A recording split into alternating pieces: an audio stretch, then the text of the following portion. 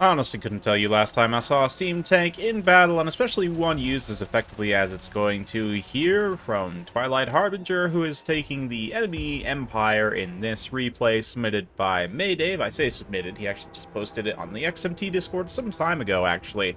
Been sitting on this one for a while, but yeah, it's definitely a doozy, so strap yourselves in, grab yourself whatever for, you know, treat or snack, and let's take a look at the builds for the Empire. Sigmar's Sons. Got some Flagellants as well, usually unusual choice. They're okay, but makes sense a little bit against Greenskins to have the extra DPS leadership.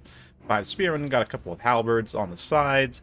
Demigryph Knights with Halberds as well, Raw Altar Cryptites. Looks like some Knights of the Blazing Sun. And a single Outrider, of course a Steam Tank, Marcus Wolfheart, and a Jade Wizard. As for Maydave's Goblins and Orcs here, Skarsnik leading the way with his Tricksy Traps, gonna stalk and Unspottable himself, and the River Troll Hag here. He's also got a big boss, looks like, on Wolf. Looking to go in and assassinate a caster or other character, perhaps. We'll see.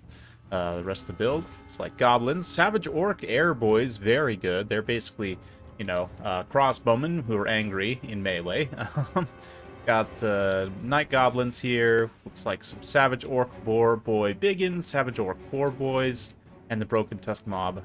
No, just regular Savage Orc Boar Boys. Okay, so let's get things rolling. Wide builds on both sides. We're going to have to take a big old wide view as this initial clash goes into effect. Reminds me of classic 20-stack land battles from back in the day. But we're going to see initial Spirit Leech there on the Jade Wizard, initially just going straight after the healer, forcing it to heal itself. Now, yeah, you can also see the Goblin Big Boss gets a little bit caught up. River Troll Hag charges in. A little bit of grenade launcher action blowing her up. And you see the Goblins kind of hang back for the time being. But Savage Orc Boar Boys charging in that side. Steam Tank also getting into action, being used as an excellent Terror Chariot. Side charging into the Goblins there and terror routing them away. Absolutely fantastic use of that. Something flickering up in the air. Let's not pay too close attention to that as the Steam Tank rolls on through some of these Savage Orc Air Boys. Of course, they have extremely low melee defense, so they will take damage quite easily, relying only on that physical resistance. But Mayday is going to pile in immediately with the Savage Orc Boar Boys to try and block the Empire Cavalry with some of his Goblins here, and see if he can't get some damage on the Steam Tank. Skarsnik himself, of course, also anti-large moving in. Yeah, we do see here, though, Broken Tusk Mob come forward and just crush this Greatsword. Nice Wah timing push as well. And the Spears for Twilight Harbinger are hanging back a little bit too long. The Spears and Halberds definitely, they're going to start getting moving now, but, you know, maybe lost a good, 20, 30 seconds or more of supporting against some of these larger units, which hasn't been too much of an issue, except unless you're one of these Greatswords. We're also getting friendly fired by the grenade launchers right now, and also charged by the River Troll Hag, so they're in for a rough time. I've not been able to do much, I would imagine. Yeah, value-wise, 53 kills on Goblins, not too bad. Paid about half their value back, so not what you would want to see, but the Spears and Halberds are eventually going to get in here and start holding the line, and that will certainly make things very uncomfortable for the Savage Orc Air Boys. That said, Greenskins were able to get some reinforcements over here, or, yeah, the Empire was, rather, to the Steam Tank. You see Knights Blazing Sun, Raw Altar Cryptites now pushing through, just absolutely massacring these Savage Orcs on foot and on boarback, all getting just destroyed. But here comes the Broken Tusk Mob. Skarsnik also still hanging around here. River Troll Hag comes through. Both players investing heavily in this fight. Didn't really highlight it too much. Big Boss ran back to try and assassinate Marcus, but got mauled by Halberds supporting there. But speaking of which, supporting Spears and Halberds are also making their way into this fight now, starting to inundate the Goblins there on the side, and pushing back Savage Orc Boar Boys. Still got a pretty healthy unit over on this far side, but the Orc Air Boys are starting to become a big problem for the Empire because they don't have much cavalry except for what's involved with this fight over on the far side, which is kind of starting to turn between Wah and other timing buffs. The Greenskins have been able to punch back fairly effectively in this fight, and the Savage Orc Air Boys are not actually routing as quickly, maybe, as the Empire would like. They're going to stand in there and actually get some damage as they swing against the enemies here. So, Ends up going okay for the Greenskins. They do manage to rout off the Knights of the Blazing Sun there. Eventually, some more spears and halberds are going to pile in. It looks like the Broken Tusk Mob. They're going to get Spite of the Bad Moon there for one last little damage push. Likely going to want to get out of there before they get surrounded by spears. Same thing over here. Spears just pushing forward, routing off those goblins. But here's the thing. Again, the spears can come in and engage in melee against Savage Orc Airboys. And they'll get some damage in, but especially since only 20 melee attack on the spearmen, they have like a close to 50% chance hit against the Savage Orc Airboys' 10 melee defense. So, I mean, it's not great. It's okay, but especially given how low they are, they're going to get quickly surrounded by regrouping goblins. Marcus throws down a net there to stop those Savage Orc Boar Boys as he continues to come forward here. We're going to see a fungus on the Royal Altar of Griffites. Very nice to debuff their melee defense, keep them locked in combat. Unfortunately, though, they are still angry enough to rout off the Virtual Hag, so that's not great. Skarsnik a little bit exposed and by himself there, but the Orcs and Goblins are resurgent on the rest of the battlefield, pushing back the tattered forces of the Empire. And this box, it's, you know, critical mass, you could almost call it, of Savage Orc Airboys. It's just a lot to deal with, and like I said, lack of mobility. There's no really like Empire Knights besides the Knights of the Blazing Sun and the yeah, I guess the grenade launchers to a degree, although they can get counterfired pretty easily by those Orc Airboys. But yeah, just the Altar of Griffites and the Knights of the Blazing Sun, it's not enough. Steam Tank also, while it initially got some good disruption, it then just kind of became a giant anchor for this far side fight when definitely needed to be out in space, trying to, you know, continue charging the Savage Orc Airboys.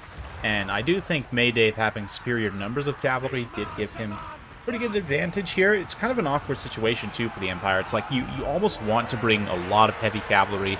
But at the same time, the trades are not particularly cost-effective against things like Boar Boys, Savage Orc Boar Boys, the Biggins especially. You have to kind of get good engagements as the Empire in order for it to be cost-effective, and it's very easy for the Greenskins.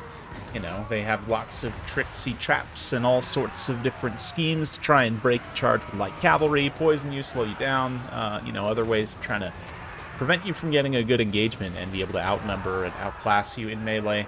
And for the moment, though, Empire's hanging on, but yeah, you can see the damage come through on the Royal Altar of Griffites as Savage Orc Airboys focus fire.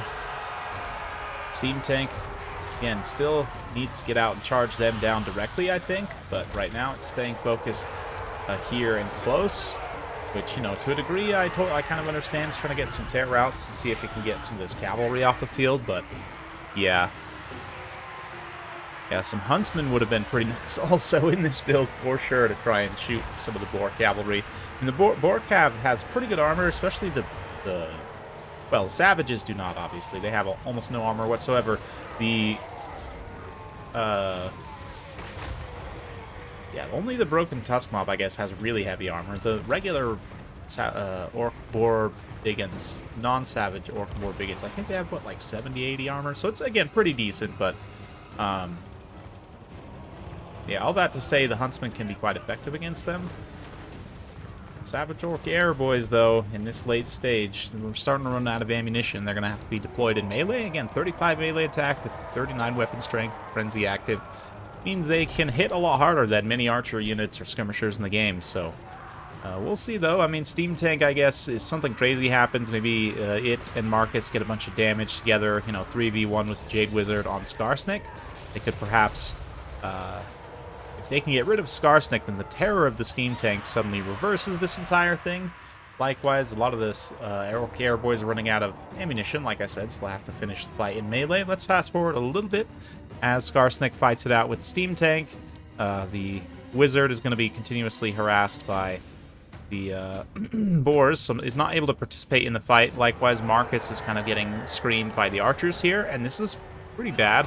I would probably pull the tank away while those other single entities are occupied and not able to assist, because as it is, 1v1, Skarsnik is able to defeat the Steam Tank. I say 1v1, it's not really a clean 1v1 because those Orc crossbows, essentially, their decent AP values have been firing in the whole time.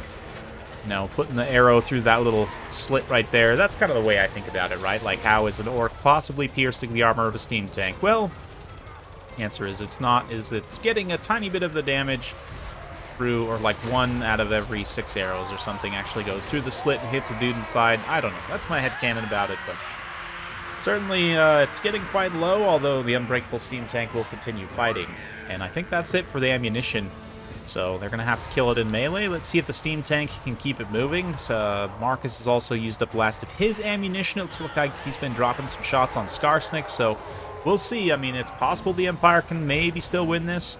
If Marcus can actually get in and fight Skarsnik in melee and kill him, that will be enough. But Spider the Bad Moon goes off. That's going to give Anti-Large an extra weapon strength to all these units.